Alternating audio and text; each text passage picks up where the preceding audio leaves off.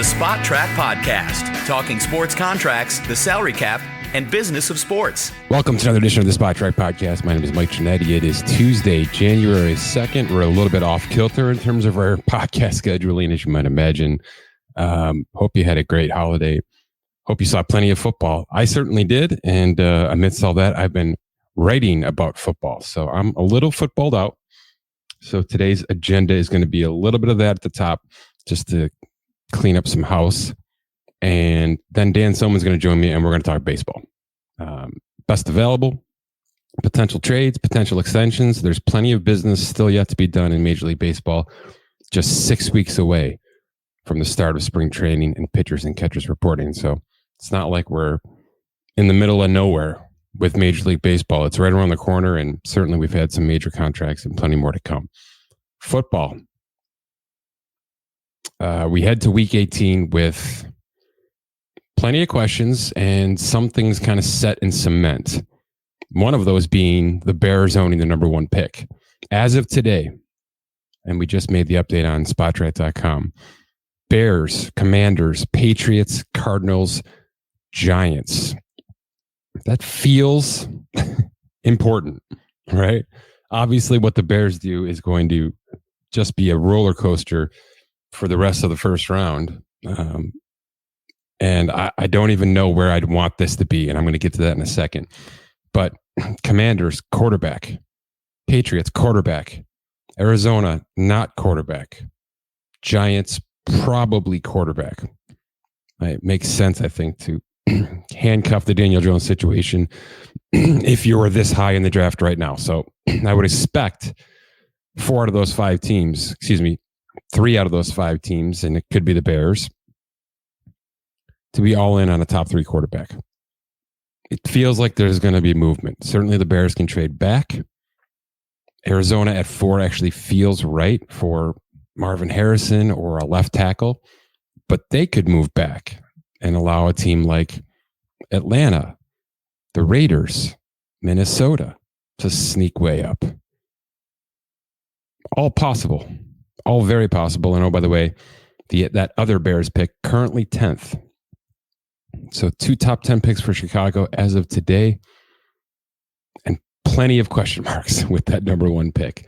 No reason to speculate. We got 5-6 months until that actually comes to fruition. But as the offseason approaches, we're going to have an answer. We're going to know what's happening here because the quarterback carousel is real. Speaking of which, part of the house cleaning I mentioned in the open, I did drop a few Christmas articles and New Year's articles. One of them was quarterback resolutions. Obviously, we're a bit away from that actually happening. I've basically put my name on every single franchise and said, here's what's happening. Here's what the contracts look like. Based on that math, here's my bold prediction for what's going to happen in February and March and sometime over the summer at the quarterback position for each of the 32 franchises, including, and it's there, and I'm not going to change it, I have Justin Fields being traded to the Atlanta Falcons. Doesn't look like that's something Chicago might do. However, if you want to restart the rookie clock with Michael Penix Jr. or Caleb Williams, could you bag yourself another first-round pick by sending Justin Fields to a team that certainly needs to upgrade their quarterback position immediately? So I've got everything from Josh Allen processing a cap conversion to free up $22 million to the Bears trading Fields to the Browns re-signing Joe Flacco. So not really out there predictions, extensions for Goff, an extension for Baker Mayfield, which looks pretty darn bad right now after his stinker of a game. But every team has something, and there's really, I think there were 1 or 2 teams, for instance, the Chiefs might just convert Patrick Mahomes' roster bonus. Boring, right? They got other work to do, don't worry. But every team has something going on with their quarterback position. It might be the quarterback 2 that I mentioned, because as we know, the year of the backup quarterback, what could be more important than fortifying the second man in line at the most important position in sports? So predicting quarterback resolutions for 2024 is now live on SpotTrack.com. as is the first edition of the roster bubble players. I believe I launched that on Christmas Eve. I've made some changes already. Not any subtractions, but yes, a few additions. And I'm going to continue to do that. Week 18 is always a bit of a, not so much an audition, but we find some things out, especially when teams have to bench players, bench starters. Teams that have cap trouble are looking for value right now, week 17, week 18. And this is a really nice time. It's a bit of a mini, it's like a postseason preseason for some players who can come in, and if they've got an $800,000 cap hit versus, a $3.5 million cap hit for a veteran on the roster, those are the moves that get made right now. So I'm monitoring a lot of those situations, and I'm probably going to end up adding 12 to 20 players to this list. There's probably, I'm not going to have a count right now, but there's probably 50 to 60 there right now, broken down by position group. I'll usually get into the 70s and the 80s by the time March 13th actually gets here. So it's there. It's fluid. I've got details and cap ramifications for every single player I mentioned here. There's like a 60 to 70% hit rate on this, just so you know. I've done this about 10 years in a row. The money is almost always talking the loudest come March. Yes, there are football decisions that take some of these players off this list. Really important, best friends with the quarterback, all sorts of intangible stuff that certainly I can't read from looking at a contract. But most of the time, the contract does all the talking for us, and we can read between the lines and figure out what kind of move teams might make with certain players. The wide receiver position, by the way, loaded with potential bubble players that could easily help a contender like a Kansas City next year. So if you're not liking what you're seeing on the field right now, expect heavy movement in every area, from trade to free agency, and certainly to a draft that's loaded with wide receiver talent yet again. So those two articles now live on Spotrac.com, and two more. Keith Smith had a very successful run with fixing the Chicago Bulls. That included specific trades for players like Zach LaVine and DeMar DeRozan. And amidst their 28 loss streak, he posted fixing the Pistons. And I thought it was an extremely well put, poised, sophisticated approach. It's not just rip this thing up, fire Monty bombs, and gut this thing and move out of the city. Keith took some real time and some real care with this one. And I think you're really going to enjoy it. I think a lot of you have already read it based on some of the numbers I've seen. If you haven't, it's worth your time, because it's a sophisticated look at what happens when we're 3 months into a season and you are clearly the worst team in basketball, and there's number one overall talent on your team. There are plenty of first round picks on this team, and you don't want to ruin careers. And that's not for nothing. We've seen that happen quite a bit in football, where guys are thrown into the fire and honestly never recover, whether it's a physical thing, whether it's a mental thing. So really nice piece from Keith. And one more, because the trade season has officially begun. The Knicks have acquired OG Anunoby from the Toronto Raptors for a couple of really nice players in RJ Barrett and Emmanuel Quickly. Obviously, Keith did an immediate breakdown for us. All of those cap and tax numbers are updated on Spotrac.com, and it's coming. It's here. We're about a month away, a little bit more than a month away. I know Keith has been working feverishly on other names that are going to hit this trade list, and then certainly the buyout list thereafter. So it's a big time for basketball as we ramp up toward that deadline, and plenty of contenders or even non-contenders looking to make some changes down the stretch. Okay, let's talk some baseball with cousin Dan. Dan, welcome to the show. I appreciate you doing some homework for me this morning. I've been, as I mentioned in the intro, I've been in the NFL world for way too long here. I needed a break, so it's going to be an all baseball show. Let's start with the best available players. Not for nothing, right? This had to be a pretty easy list for you to compile, because there's some names here for sure. Which name stands out right now to you the most as probably the one that all baseball fans should be paying attention to as we turn into 2024? I think Blake Snell is probably the guy we're kind of watching right now. Mostly in terms of just, he's probably the biggest arm. Well, he's certainly the biggest arm remaining on the market. And I think he is kind of the one that's holding up some potential trades, which we might get to later with some of these guys. So teams that miss out on him or, the few other guys at the top of this list might look to make some waves via the trade market instead. So he's an interesting dude, right? Because I feel like his media value was tarnished when Tampa Bay threw him to the curb, and all that was Tampa Bay not paying a high salary, right? It had nothing to do with Blake Snell, the player. Now, I think Blake Snell didn't appreciate how Tampa Bay was handling things with the openers and all that, so there was some discontent there. And maybe that, rubbed some people the wrong way. But this guy went to San Diego, had a weird first year as he kind of got settled there, and has been magnificent ever since, culminating with the Cy Young this past season. I've also read an article this week, days ago, that compared him to Carlos Rodon, and that there are teams out there that there are front office people. This was not, a blogger. This was one of the MLB.com people saying there are front office people saying that he is one injury away from basically being a nothing for the rest of his career. And I'm not throwing 5 at 25 per year at a player like this when the risk is so big. Where are you with all that? Because I just absolutely love the guy. And if I got to give him 5 years to get 3 out of it, I'm doing it tomorrow. Yeah, I know there's definitely some injury concerns, but it's 2024. First time I've said that. It's 2024 though. And what pitcher doesn't have injury concerns, right? So honestly, inning for inning, he's probably one of, if not the premier strikeout per 9 pitcher. The knock with him is it's almost certainly going to be 6 or under, right?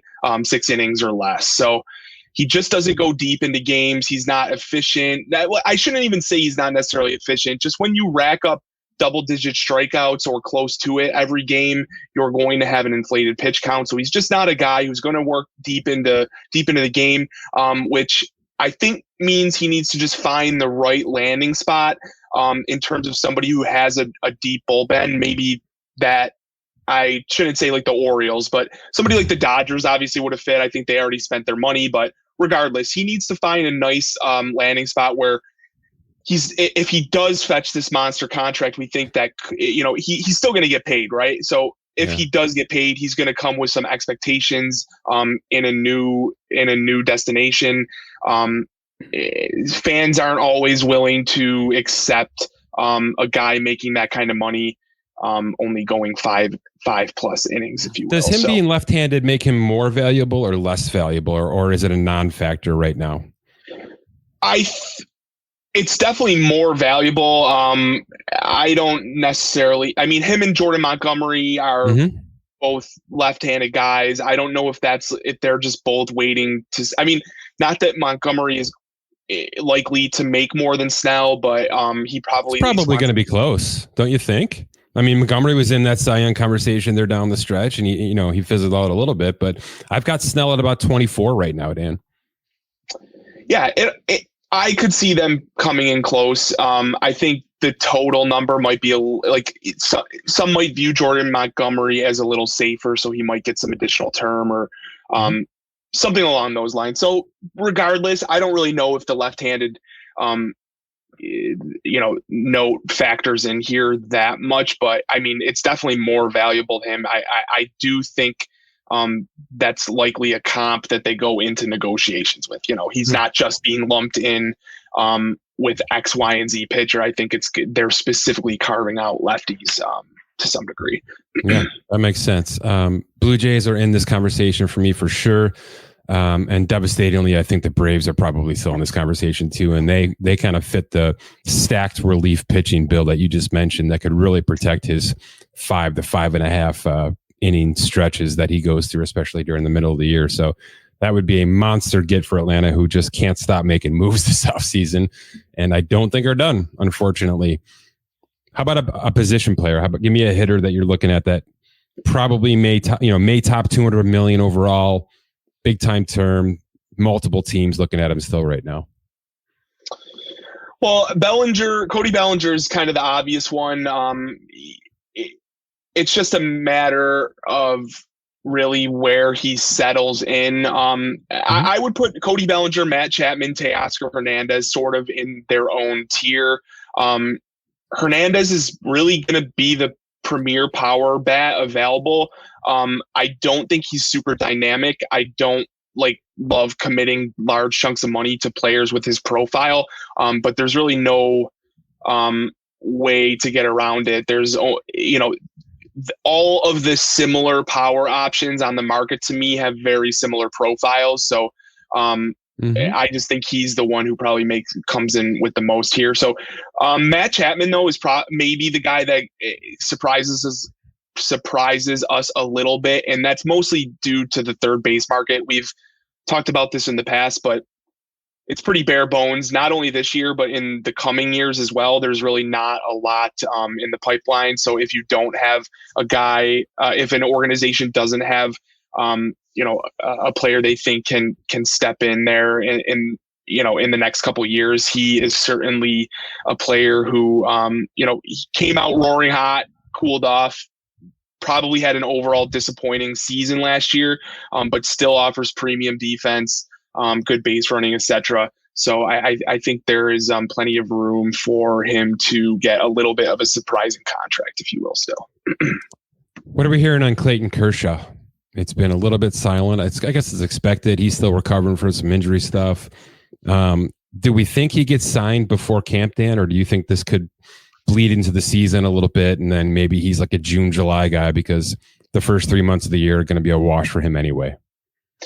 Yeah, that's probably right. I think we've talked about this offline a little bit. I think the Dodgers might have a little bit of money earmarked for him still at some point as like a wait and see to see where some of their other options like Walker Buehler, et cetera, are, come March. So maybe it doesn't drag that long, but I definitely think it's kind of a wait and see thing. Now, I don't know, maybe it's too,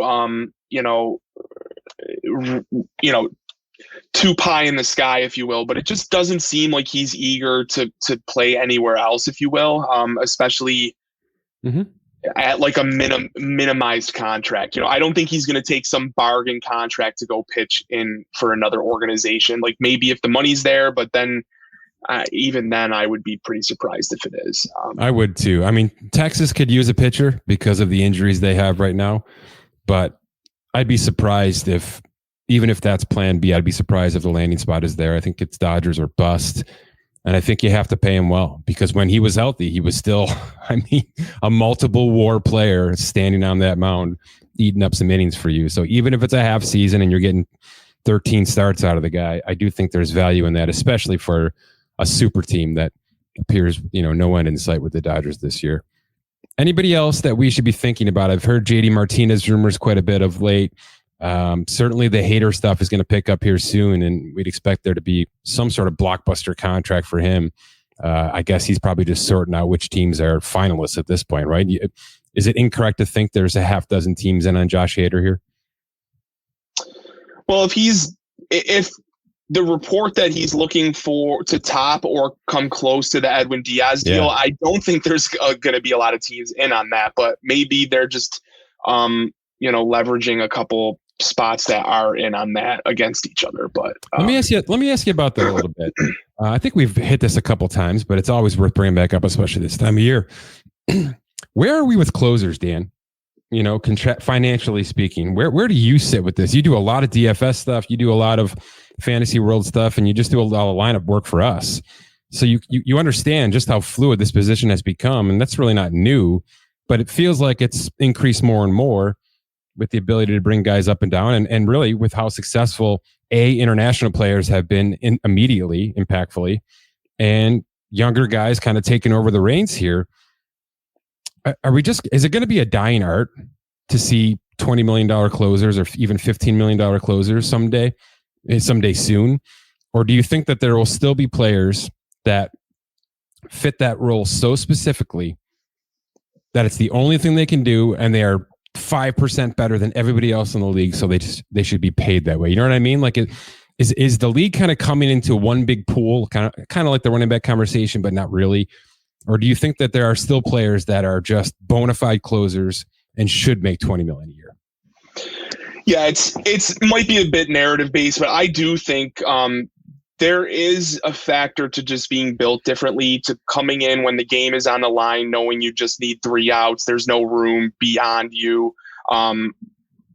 It's like there's tons of players with the talent to close, but we see them, be a flash in the pan from year to year, where one year they look dominant, the next year they're literally replaced by June. So maybe it's the kicker conversation. Is that a better comparison, Dan?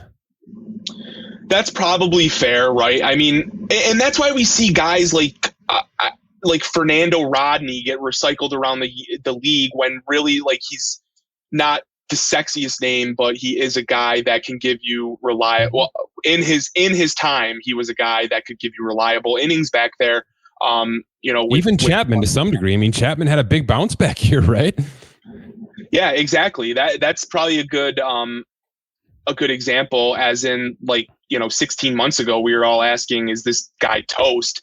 And we see that the talent was still there, and he was still able to show it. So I do always think there are going to be a small group of guys that are deserving and going to get paid premium closer money. But I do, with, not to get into like a greater conversation here, but just with the way players are coming up and, high velo, less durability type stuff, you're going to see a ton of guys with the ability to close, and certain organizations are going to try and game that. And I don't even mean contractually necessarily, but they're just going to take, a closer, a bullpen by committee approach, if you will. So I was going to mention that probably is what's changed the most. It's not so much that the position has devalued, or that there aren't just, we don't have the guys today that we did 15 years ago that kind of stood out at that role. Every team has, what, is it incorrect to think 3 to 5 players that can throw 100? Right? I mean, every team has at least in their organization at some point. I mean, that's fair at this point, where like years ago, I mean, we could count the number of, 100-mile-an-hour pitches on 2 hands, so. And if you did it, you were a closer until Strasburg came around, and, and those kind of players, Kerry Wood to some degree. And then teams started to bleed those guys into the rotation. And then everybody started to go down that road, because obviously that's where the money is. But it's a fascinating conversation. Let's quickly flip to the other side of it. But go ahead. I just want to round it off here too. It's not only like teams' timelines play a major factor in this as well. If a team thinks that all the other pieces are in place, they have a really good lineup, good defense, good starting rotation, good bullpen pieces, but really not a guy on the back end to close it all out. There's always going to be teams that are in their window, if you will, that will spend a little bit extra on a guy just to nail down that back end spot. So I just wanted to point that out as well. So good. I mentioned it with Snell. Where is Major League Baseball with openers right now? Feels like we saw less of it. I don't have the analytics in front of me. Feels like we saw a lot less of it in 2023. Is it a dying fad? Was it a flash in the pan that Tampa Bay and some other teams tried to get going and just realized it wasn't worth the effort? The rule changes probably also changed some of that as well, in terms of how many batters pitchers had to face and yada yada. But just where do we stand with that? Is that not something we should be looking forward to in 2024 and beyond? I think it's always going to play a role to some degree, but a couple years ago when the Rays had it as a fixture, in their weekly rotation, I think we're going to kind of get away from those days. It was like a doomsday scenario when the Rays were doing it. People thought everybody was going to do it. Yeah. I do think it's going to remain in the game to some degree, specifically when teams have injuries in their rotation and they are calling up replacement level pitching, and they do not want those guys going against the first, the front part of an order necessarily. So I do think we will see it in certain in certain scenario situations, but I don't think it's going to be an overwhelming thing we see going forward. I don't know if this caught your attention or was even kind of, placed in front of you, but watching the Mets that I did, and obviously their broadcasters are some of the best in the league. One of the things they said a lot and it stuck with me. And it wasn't just the Mets doing it. It was pretty much every team that came to town. It seemed like there were scheduled bullpen days, and maybe that's what they were calling it. You know what I mean? And it wasn't even that a bullpen player was going to start the game and then a starter was going to come in. It was, this team has established that because of injury or because of a travel schedule or whatever, they have penciled in the calendar that this day is simply going to be run by the bullpen. They're not going to put any starters out there. They're just going to flash through 2 innings, 1 to 2 innings each for each player, and just get themselves through a game that way. Is that something you think can catch on, or do you think that's actually going backwards? No, I think catch on. I don't want to say that necessarily in terms of it like becoming more prevalent, but it's definitely always going to remain a factor, especially with expanded rosters for double headers, things like that. But yeah, I do agree with you. There is more targeted, penciled in days, if you will, on the schedule where teams probably already know ahead of time how they're going to try and figure that out. But like the Giants do it quite successfully as well, where you actually saw some teams struggle against them in terms of seeing a new arm, new pitches, new arm angles, slots. Every inning, it's really hard to build any kind of momentum, if you will, on days like that. So we've seen teams utilize it and struggle with it on the offensively. So it's going to be around, I think, to some degree. We got some trade candidates and a couple of extension candidates to get to, but before I have to make you uncomfortable. Give me a projected contract and destination for one of these available free agents.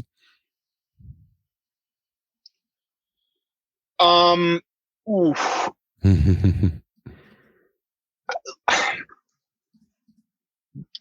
Are the Yankees gonna swallow their pride and sign Jordan Montgomery? Is that gonna be a thing? I've certainly heard it more than once, and it'd be funny because they traded him for a bag of bones a couple of years ago now. But they could certainly use it. There's no question in that. Yeah, I don't know. I guess I'll say that. Yeah, I would just fall on your market value, which is around 20 mil, I believe. You think that's what it is? You think he gets about 6 for 120? Does that make sense for Jordan Montgomery? It's a little bit of a Rodon cover up here is what it is.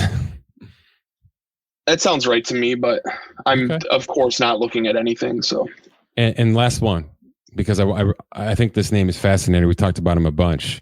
Do you think there's a $200 million contract for Bellinger sitting out there, or is he going to have to settle for something more shorter term? I think the ceiling on the contract is above 200. I'm rooting for him to sustain this bounce back that we saw last year. I do think there's some concerns long-term with the shoulder injury, which literally almost derailed his entire career. So I think what I'm trying to say is I think there will be some creative, injury insurance, if you will, similar to like the JD Martinez contract with Boston, where you saw a lot of if-thens based on, perceived chronic knee issues that he had, where if those flared up, it was easy for both sides to kind of just walk away. But if they didn't, and he became, a cornerstone of that lineup for a number of years, then he gets paid handsomely on the ceiling side of the deal. So yeah, I could see something like that happening for Bellinger. All right, fair enough. Trade candidates. I want to first of all thank you for not making Pete Alonso one of them, even though I think both you and I know Pete Alonso is still a trade candidate until he's not. I'm just not hearing enough steam with anything around the Mets organization to say otherwise right now. And I'll believe it when I see it, unfortunately. Corbin Burnes certainly is maybe the breadwinner of this conversation, as Milwaukee continues to be weird, right? I mean, they're not ripping the Band-Aid off, and they're kind of buying. But at the same point in time, I could see him moving on from Brandon Woodruff, Corbin Burnes, and Willy Adames tomorrow. And I don't think anybody would be uncomfortable with that, because that's probably what they should be doing when they look around and read the room and read the division and things like that. Where are we here? Who is this team? Are they just trying to hang on 1 year too long? Or do you actually think it's good business to hold their chips, and trade Corbin Burnes at the deadline if they have to? Well, I do not know what this team is, quite honestly. I don't think they're a team that should or will keep Corbin Burnes. Honestly, I think he's gone before opening day, and I think he is the guy I was hinting at earlier that is just waiting for Blake Snell. The losers of the Blake Snell sweepstakes are going to quickly pivot, and he is the at least publicly known names that have been bantered about. He is pretty easily the guy. And what is somewhat, what I think it could be appealing, at least Milwaukee at least has a lot of motivation to deal him. I think certain teams will be okay acquiring him on an expiring contract if the price is pretty cheap. Couldn't the Dodgers just give up one of their good prospects to bring in Corbin Burnes for one season, really not caring what happens beyond? Because just to cover Ohtani, right? Just to cover Ohtani not being able to pitch. Exactly. And the Brewers would probably take that, like a B or two, low A, C plus prospects or something like that, just to not see him walk away. So, or, without nothing in return. So all I'm trying to say here is, Corbin Burnes, we saw Tyler Glasnow get traded and then sign an extension. Corbin Burnes already came out and said, I'm not doing that. So he is going to test free agency next year. So I'm coming through this with the assumption that whoever trades for him, it is an expiring contract, which will minimize the return, which in theory would open up that market to way more teams, in my opinion. So, I just thought that was interesting that on the heels of the Tyler Glasnow thing, that is not happening with Corbin Burnes, and we're going to probably see him, his name in trade talks here for the foreseeable future until something happens, and at the top of the free agent tracker for 2025. Philadelphia has been active, extending Aaron Nola. There's probably not going to be a reunion with Rhys Hoskins. It seems like he's seeking some sort of guarantee elsewhere right now, and they've pretty much got that position covered anyway. Nick Castellanos has been rumored, and he does seem like the odd man out, even though he's been a big part of their push and certainly their power push the past couple of seasons. Why do we think he's a legitimate trade candidate right now, even though he's probably worth another 35 to 40 home runs again in 2024? Well, this is more team construction, if anything. I included him on here, through our lens. It's the contract that makes this so difficult. We've seen a couple reports on his name being, included in trade talks or offered or shopped, however you want to put it. And for like a team that has struggled defensively, he's a very valuable hitter. He's also an extremely streaky hitter, and two of his worst streaks over the last two seasons came in their playoff runs, where he pretty much hit a wall at the most important part of the year. So when that happens, when you offer limited on defense, you're not super dynamic defensively, and you have 3 years at 20 mil, 60 mil total left on your contract for a team that has spent and continues to spend and probably wants to reallocate that money to some degree in the future. I think he's a guy that they could look to move on from. The issue here is, who is really calling to acquire that contract unless a lot of money is getting held. But that's one that I think could happen because the Phillies might be motivated to try and free up some, payroll going forward over the next 3 years. Okay. I love that quite a bit. And you're right. And oh, by the way, it could be as easy as this, Dan. Can I just give you the nerdy side of this story? They're about 11 million over the tax right now, according to our projections. He's a $20 million player. He's got 3 for 60 remaining on this contract. Even if they have to eat half of this contract, and that's probably feasible, don't you think? Make this a 3 at 10 per year for whatever team wants to take on streaky Nick Castellanos and his 25 to 35 home runs. You're probably getting yourself under the tax threshold by doing this. And if you can be a contender, a legit contender in the National League, and, Dodgers withstanding, I think you can be, Braves notwithstanding, I think you can be at least a wild card. and be under the tax threshold in a couple of seasons here where there's going to be some monster tax bills, that could be a win for Dave Dombrowski. And he's been very, very apt to do this, Dan. He did it a lot of times in Boston where he was resetting and winning at the same time. And I do think that this is a trade that he could use to do that, knowing, and this is one more thing I want to get to, and it kind of transition us into a situation that's next. I think there's a massive contract extension coming for Zach Wheeler here, Dan. They brought back Nola. That definitely signifies to me that they don't want to move too much, that they're not going to change too many things here for 2024 and beyond. But Castellanos moving away this year, even with some retained salary, can get them under the tax threshold and set up Zach Wheeler for what? Another 5 for 150, somewhere in that regard, something he's definitely earned over the past 3 seasons in Philadelphia. So could be a yin and a yang, could be a situation where business comes first and they win ball games, and that's pretty much as good as you can get in Major League Baseball. Yeah, for sure. Nothing to add there. I think it lines up with what I feel as well.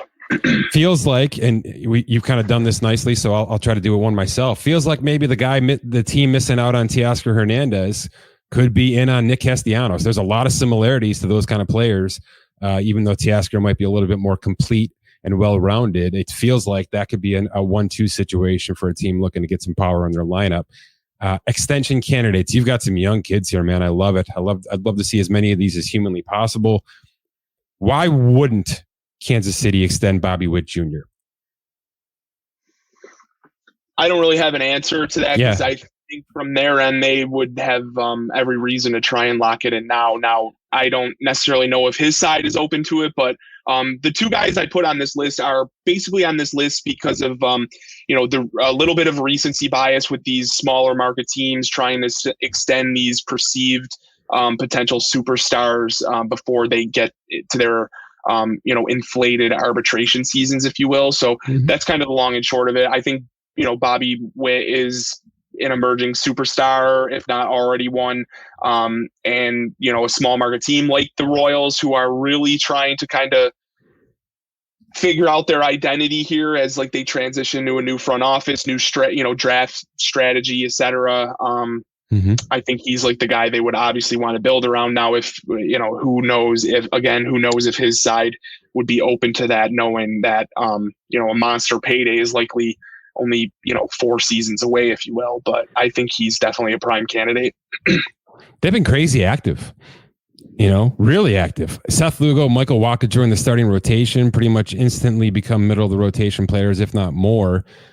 Couple of bullpen arms have been signed. Will Smith probably being the bigger one. He's got some pedigree to him. They're signing outfielders. They're doing all the things that a team does when they kind of like the room they have going right now, and they just want to put some glue guys in there and see what can stick. I like the approach, but to me, I don't start making these moves unless I know Bobby Witt Jr. is here for the long haul. He's the face of this franchise. There's no question about that. And I know, that's no knock to Salvador Perez, who, by the way, probably could be a trade candidate right now if he wasn't so long-toothed in terms of his contract and what the number might take to get him out the door. But this is the guy. This is the face of their franchise. And I think the other name you have here, Adley Rutschman, certainly represents that for Baltimore, though there's about 6 candidates going there now, right? And one of them hasn't even gotten to the Major League Baseball level yet. So to me, that would be the reason Witt would sign and Rutschman would not. There are so many mouths potentially to feed in Baltimore, and not to mention Adley Rutschman's a catcher, and we don't see early contract extensions for catchers at all, let alone with any kind of regularity. Witt's a shortstop. And if you can get a shortstop on any kind of value, even through the team control years, you should be going above and beyond to do that. To your point, why would he do it? Right? Why would he do it when players like Dansby Swanson, who are 20%, less valuable than he projects to be, just let things run the course? He actually, took a trade. He bounced around a little bit, went through his arbitration years, basically bit his tongue, and still got almost $200 million guaranteed from a great team this past offseason. So it's a tough sell for that position to lock in early.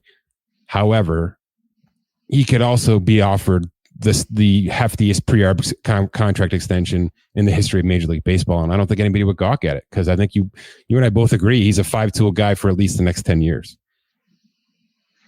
Yeah. Yeah, I don't think I have too much to add there. From Kansas City's perspective, to your point on what they've done here, I credit them for doing something. I don't necessarily love all the moves or think they're really going to work out, but I guess that's what I'm saying too, Dan. It's a little bit awkward unless you have core pieces ready to go. And I guess I'm not sure they've established those. There's maybe a couple, right? The Melendez kid and Witt, but I'm not in love with enough players to signify that they should be pushing down the gas pedal. Well, right. And I think I want to claim that these are more just like where we have a pulse moves, if you will. And I don't want that to come off wrong, but this is why the Royals have done such a poor job for a number of years. They are not a free agent destination. They are never going to attract free agents. They are going to need to build this from the ground up, and that is going to just simply take time, flat out take time. Now, I think these are more moves like this was like the B- tier of free agents, if you will. We needed pitchers. We're going to bring these. We don't mind spending money. We're going to bring these guys in just to show that we, even if that's just to prove to their fan base that they have a pulse. But I do think there are better days ahead for the Royals. I just think it's going to take time to get there, and you shouldn't just throw a bunch of free agent money at a problem that is not going to be backfilled by premium talent that is in their pipeline, because it's just flat out not there based on the last decade, if you will, of drafting and et cetera, et cetera. So there are some nice pieces to build around there, which is why I think they could have they could be a relevant team. I don't necessarily think they're a contender, but it's a pretty poor division. You have some nice pieces on the team. You add a couple of pitchers, et cetera, et cetera. Like there is the framework of, competency there, if you will. But I guess I'm just saying in terms of them ramping up to be an actual contender, that's going to be a little while. But I do think there is a ton of value, like you said, in locking in that cornerstone piece in Bobby Witt to build around as you ramp things up. So to that point, last 5 years of Kansas City's tax payrolls, 26th, 26th, 21st, 26th, 25th. As of right now, they project to be 20th in Major League Baseball. So there's a little bit of a push, not much more than, their median over the past half decade or so. I don't think there's any reason to go much more beyond this. However, the free agent destination point is a good one, and it's something we hear in all sports. It's if you are not a place people want to just drop their hat and raise their families, you have to do something like this every now and then just to remain on the map. And I think that's what they've done at least a little bit, is gotten themselves back on the offseason map. And you put a blockbuster $200 million contract into Bobby Witt's hands now, and now you can actually become established a little bit for 2024. Not going to say they're going to go out and win, even 80 games, let alone 90 to 95 and get themselves into the postseason. But you're right. It is about building a brand. Is that the best way to say it? They're trying to rebuild their brand after just an absolute shocker of a World Series win in 2017, which is almost a decade ago. It's time to restart that process. And I think they've at least established the restart with a couple of smaller moves here this offseason. Baltimore is fascinating. If you had to put real money on the Baltimore Orioles situation in any regard, I'll give you literally any bet you want to make. What is that bet? Are you betting them to regress? Are you betting them to win the AL East? Are you betting them to make the playoffs? Where is your best money for the 2024 Baltimore Orioles right now? The longer this goes, the more I doubt myself, but I really have been of the mind that they just have to consolidate some talent here. They have been stockpiling and developing premium talent here to the point where they have multiple options at the middle infield spots. They have a good starting pitching in their pipeline.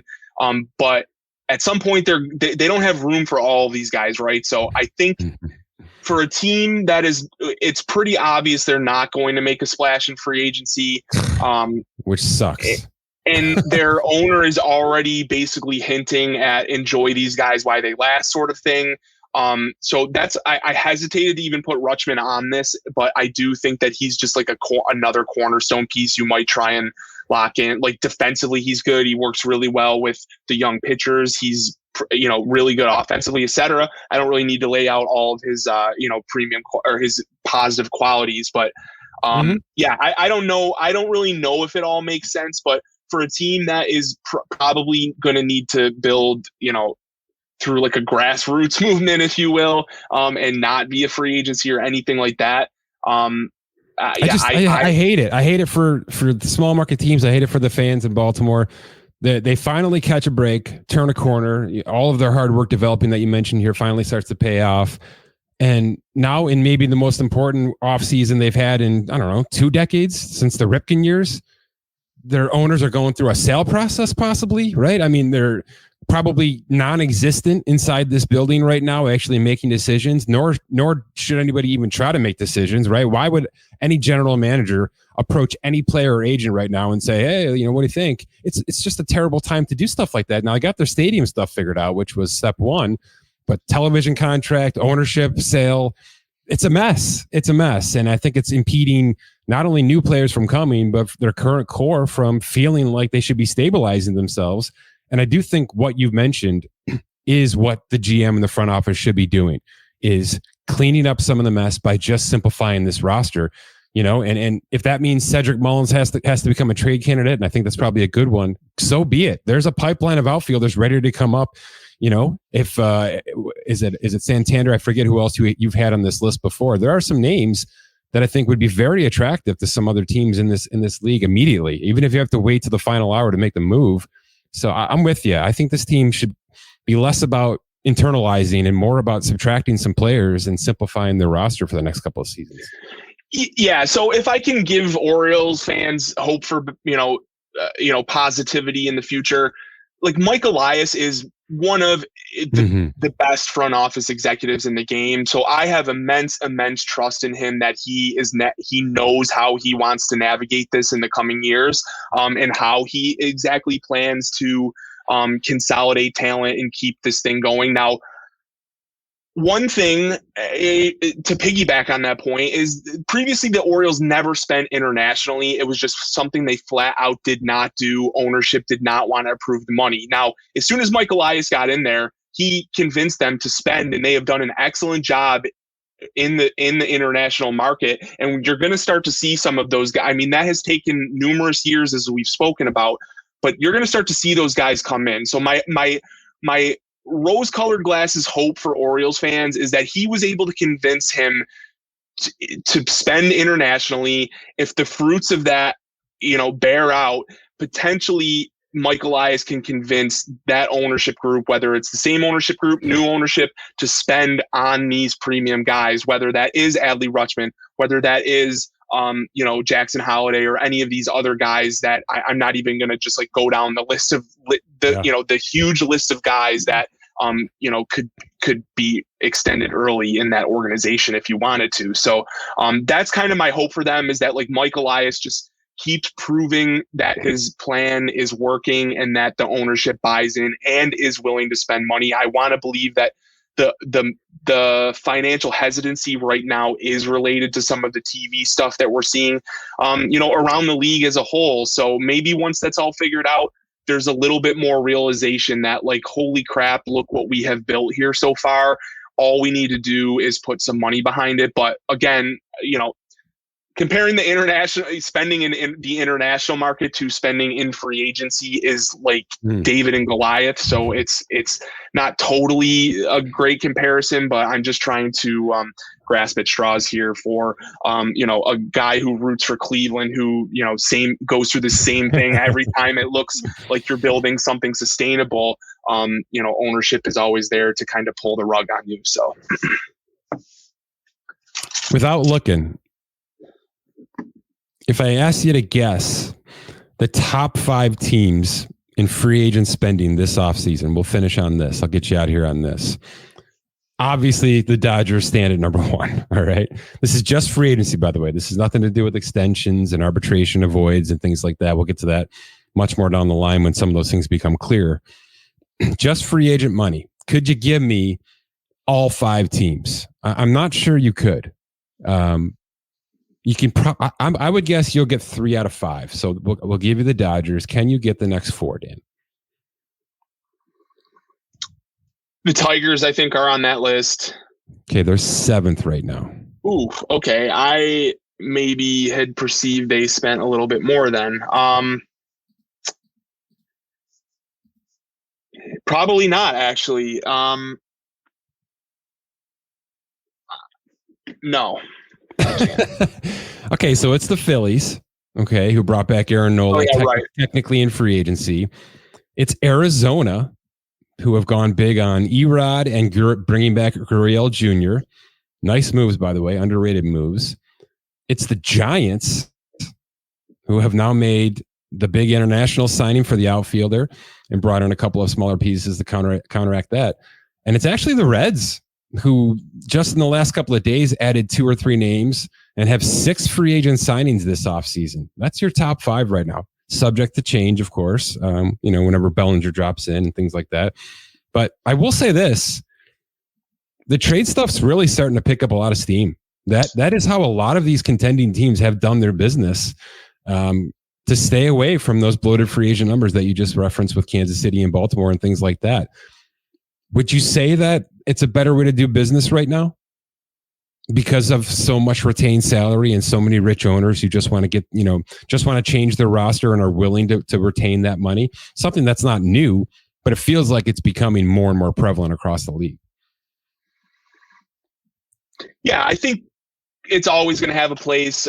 Maybe it's becoming more popular as we see these free agent contracts kind of inflate a little bit compared to, let's just call it future potential rather than past performance. Yeah. So yeah, I think that it does feel like that is coming down a little bit. That gap is closing, right? It just seems like, I'm not saying everybody's getting smarter, just maybe more creative. Like we've seen the Braves acquire 3 players, 2 of which they've already flipped, and 1 who they tried to flip, and Matt Carpenter. And by the way, you and I both know that was never going to happen, because in October, when we started our offseason work, that guy, that name and that contract went to the top of our list of laughability. So they're retaining that salary. He's already been released. But the Braves, maybe the second best odds team in baseball right now, have already done that 3 times. Acquired players that they didn't really want to keep. It was just part of the process, part of the plan to keep their roster fluid and moving this offseason. That's basketball stuff. That's NBA stuff right there. And if they're doing it and they're signing extensions and making trades like that, that seems something that could trickle down to a lot of other franchises as GMs get more and more comfortable with that. Yeah, it makes sense to me. Yeah. Good for us, man. A lot of transactions on the books right now. Yeah, and that's kind of the crazy part is the trade stuff is going to ramp up, but like the free agent stuff still has to ramp up too. I think I saw, depending on what list you want to go from, I think the same time last year, MLB top 50 free agent list or something like that. I think like 40 of the 50 free agents had signed by the new year. And now this year coming up, we're only at like 15 of the top 50. So there's still a lot of movement to take place here. And I don't exactly know why the lag occurred this year. If it's just like the talent pool, et cetera. But I thought that was pretty interesting that there's like a pretty big gap between this year and last year in terms of the top free agents being signed by the new year already. So that plus trades, we're expecting to happen here in the next couple months should ramp up here. I can tell you right now, I just went to our free agent tracker and I sorted it by last year's WAR value. Right. So essentially the most valuable players from 2023 who are now on the open market. Of the top 20 WARs from 2023 who are available right now, 8 of them have signed contracts. 8 of the top 20 WARs. So there you go. It's not like even the big contract players are off the boards yet. Yes, the Ohtanis have hit and some of the international players have hit, but plenty of talent still out there, all available on SpyTrack.com. Thanks for your great work as always, Dan. We'll talk soon. Thanks, Mike.